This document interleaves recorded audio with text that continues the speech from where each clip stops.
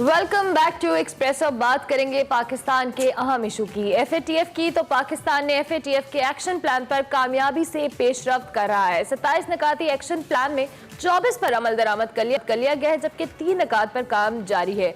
Global watch dog के server ने action plan पर पेशरफ्त पर पाकिस्तान की कोशिशों को सराहते हुए वाजे किया है कि पाकिस्तान व्हाइट लिस्ट की जानिब बढ़ रहा है और ब्लैक लिस्ट होने का अब कोई इम्कान नहीं है, जो कि एक अच्छी खबर है। इसके साथ साथ एफएटीएफ के रुकन ममालिक ने भी पाकिस्तान की कोशिशों को सराहा है और कहा है कि पाकिस्तान को अब तक दिए गए मुल्कों को एक्शन प्लान से मुश्किल और जामे प्लान दिया गया था और इस पर पाकिस्तान ने बेहतरीन काम किया। बिल्कुल, और यहाँ ये बात भी काबिल गौर है कि पाकिस्तान ने दहशतगर्दी के खिलाफ जंग में बेमिसाल कुर्बानियां दी हैं। दहशतगर्दी से पाकिस्तान को $250 अरब का मुआशी नुकसान हुआ। पाकिस्तान का समाजी और मुआशी ढांचा तबाह हुआ। इस सारे मामले में एफएटीएफ दहशतगर्दी के खिलाफ पाकिस्तान की कोशिशों को तो सराहता है, लेकिन इस मुश्किल घड़ी में पाकिस्तान की मदद करने और इसे मुआशी तौर पर अपने पांव पर खड़ा करने के बजाय उल्टा पाकिस्तान पर मुख्तलिफ इल्जामात लगाकर इसे ग्रे लिस्ट में डाल दिया जाता है। इससे पाकिस्तान की मईशत मजीद कमजोर होती है और बराह रास्त $38 बिलियन का $38 अरब का नुकसान पाकिस्तान की मईशत को इससे होता है। इसके बावजूद पाकिस्तान जैसे ममालिक के लिए एफएटीएफ का सियासी इस्तेमाल भी इस वक्त हम देख रहे हैं कि किया जा रहा है। दोहरा मेयार अपनाया जा रहा है। अफगानिस्तान में बड़े पैमाने पर गैर कानूनी रकम की तरसील होती है, जिस पर मुतअद्दिद आलमी इदारों और अक़वाम मुत्तहिदा की रिपोर्ट्स भी हमारे सामने हैं, लेकिन उस जानिब कोई तवज्जो नहीं देता। और अगर बात की जाए भारत की, तो आलमी इदारे फाइनेंस क्राइम्स इन्फोर्समेंट नेटवर्क की रिपोर्ट में इंकशाफ मौजूद है कि भारत की state bank, let me repeat, Bharat की स्टेट बैंक और इसके साथ 44 बैंक जो है वो 1.53 अरब डॉलर की मनी लॉन्ड्रिंग में मुलविस हैं। बिल्कुल, और ये काला धन बैनुल-अक़वामी दहशतगर्दी और मंशियात के फैलाव के लिए इस्तेमाल होता है। इसके साथ साथ अगर बात की जाए एफएटीएफ के इजलासों में भारतीय सहाफ़ियों को सवालात के लिए मौके फराहम किए जाते हैं, लेकिन पाकिस्तानी सहाफ़ियों को सवालात का मौका नहीं दिया जाता। और ये जो मामला है, इस तमाम तर सूरत हाल पर बात करेंगे। हमारे साथ आबिद सुलेरी साहब मौजूद होंगे, आलमी माशी उमूर के माहिर हैं, उनको हम वेलकम करेंगे। बहुत शुक्रिया आबिद सुलेरी साहब कि आपने हमें ज्वाइन किया। हम एक तरफ तो बात कर रहे हैं कि एफएटीएफ के एक्शन प्लान की तामीर पर पाकिस्तान की कोशिशों का इतराफ किया जा रहा है, तो दूसरी तरफ अगर हम बात करें तो पाकिस्तान के साथ जो एक दोहरा मयार है, इसकी वजह क्या है?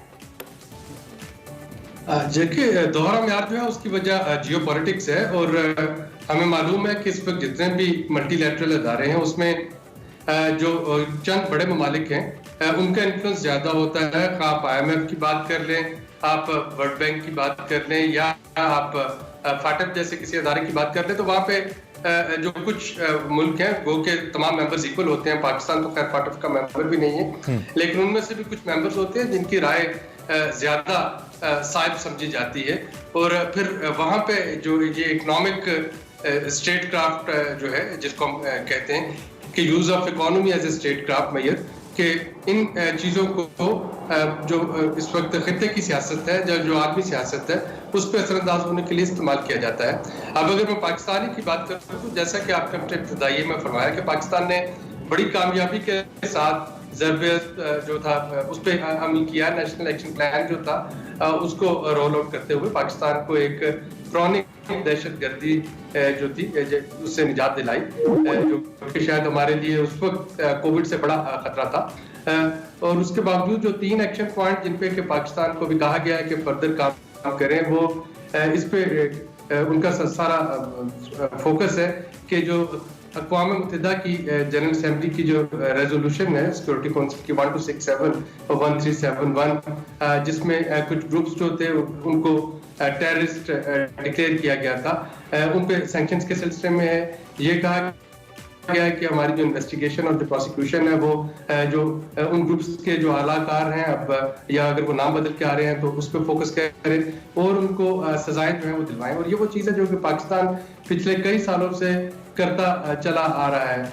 अब होता ये है कि अभी जो जून में जो पाकिस्तान का प्लान प्रेजेंट होगा, वहाँ पे एक और इंशाल्लाह अगर पाकिस्तान वहाँ पे कन्विंस कर लेता है मेंबर ममालिक को, तो फिर एक ऑन साइट मिशन जो है, मुझे नहीं पता वो वर्चुअल होगा या वो एक्चुअल आएगा, लेकिन वो पाकिस्तान आके देखेगा कि जो पाकिस्तान ने मैय्यज़ लिए हैं वो कितने सस्टेनेबल हैं। और उसके बाद फिर ये जो पाकिस्तान है इंशाल्लाह व्हाइट लिस्ट में आ रहा होगा।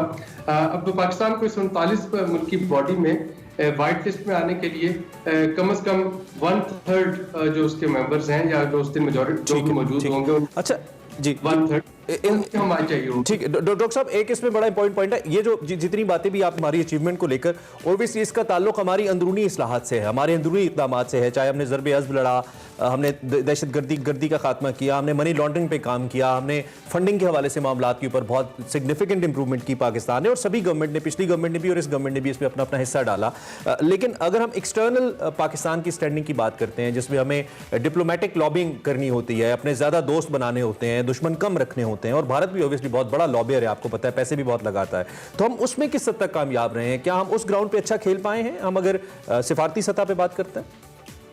देखिए, इस वक्त दुनिया एक न्यू किस्म की कोल्ड वॉर में जा रही है, जिसमें कि आपने देखा होगा अभी पिछले हफ्ते क्वाड का यूनाइटेड स्टेट्स, ऑस्ट्रेलिया, जापान और इंडिया का एक कंसल्टेशन हुई, जिसमें उन्होंने इस अज़म को दोहराया कि वो चाइना का जो बढ़ता हुआ इन्फ्लुएंस है एशिया पैसिफिक में, तो उसको स्टेबलाइज करने की कोशिश करेंगे। तो एक ट्रंप दौर में भी और ट्रंप के बाद भी एक कोल्ड वॉर जो है वो तो चल रही है। पाकिस्तान जो है, पाकिस्तान की कोशिश है कि वो चाइना से तो हमारे बरादराना ताल्लुकात हैं, अमेरिका के साथ भी अगर कौमी सलामती जहाँ पे वहाँ पे सिंक्रोनाइज करती है, वहाँ पे हम बहुत अच्छे ताल्लुकात रखना चाहते हैं और रख रहे हैं। लेकिन इस सारे के बावजूद जो हमें अभी तक हमायत हासिल रही है 3 ममालिक की, जी डॉक्टर साहब,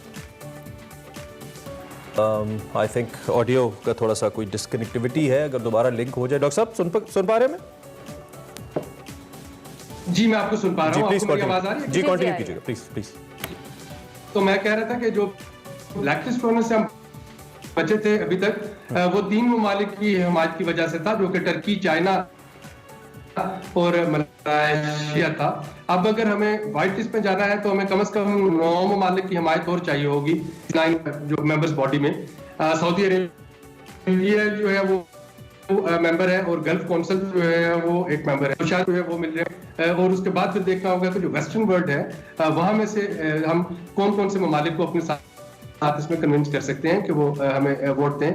तो जो जियोपॉलिटिक्स है वो जाहिर है कि एक डिफिकल्ट चैलेंज है। इस वक्त जो डिप्लोमेसी है वो इकोनॉमिक डिप्लोमेसी है, और पाकिस्तानी हुकूमत इस पर कोशिश तो कर रही है कि जो एक ट्रेडिशनल डिप्लोमेसी थी उसको इकोनॉमिक डिप्लोमेसी के साथ मर्ज करके अपने जो मजीद हलीफ हैं फाटिफ के लिए वो पैदा किए जाएं। तो लेट्स सी कि जून तक ये आप कह रहे हैं कि ओबियसली डिप्लोमेटिक फ्रंट पे हमें ज्यादा एग्रेसिवली और ज्यादा विजिलेंट होके ज्यादा अपना जो खेल है वो करना पड़ेगा। Thank you very much. बहुत सब थोड़ा सा ऑडियो का इशू था, but we got your point कि हमारे साथ ऑलरेडी तुर्की, मलेशिया और चीन खड़े हुए थे इस पे। दीगर जो ममालिक हैं उसमें सऊदी अरब की हमें हिमायत हासिल हो सकती है। सऊदी अरब से हमारे बहुत ज़बरदस्त देरीना बरादराना इस्लामी ताल्लुकात भी हैं, हमारा ब्रदर इस्लामी मुल्क भी है, और जो वेस्टर्न वर्ल्ड है उसके साथ भी अगर हम डिप्लोमेटिकली अपने टाइज को ठीक करें तो हम इस हवाले से अपने हक में वोट ले सकते हैं। बिल्कुल। इसी नोट पर हमें एक ब्रेक लेनी है, ब्रेक के बाद हाजिर होंगे। आप देखते रहिए एक्सप्रेस।